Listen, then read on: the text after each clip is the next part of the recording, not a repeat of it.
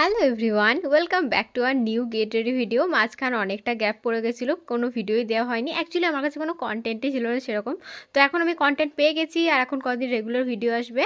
তো এটা হচ্ছে Holi special get ready video. তো আমি দেখো প্রথমে মুখটা ক্লিনজিং করে নিয়েছি, আর তারপরে এখন অ্যাজ এ টোনার আমি লাগিয়েছি গোলাপ জল। আর আজকের মেকআপটা এত গ্লোই হয়েছে কি বলবো তোমায়, কোনো রকম স্ট্রোক ক্রিম এসব হিজিবিজি ইউজ না করি।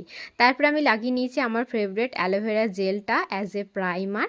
আর এই দুটো ইউজ করেই দেখো আমার স্কিনটা কীরকম গ্লোয়িং হয়ে গেছে। আর অবশ্যই শুধুমাত্র ওপর মাখলে হবে না, ভেতর থেকেও স্কিনটাকে একদম চকচকে করে রাখতে হবে।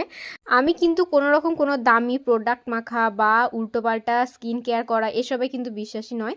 আমি প্রথম থেকেই খুবই নর্মাল আর ন্যাচারাল প্রোডাক্ট ইউজ করি, আর বেশিরভাগ হোম রেমেডির মাধ্যমে আমি স্কিন কেয়ার করতে পছন্দ করি। অ্যান্ড অ্যাজ এ রেজাল্ট তোমাদের সামনেই দেখতে পাচ্ছ তোমরা।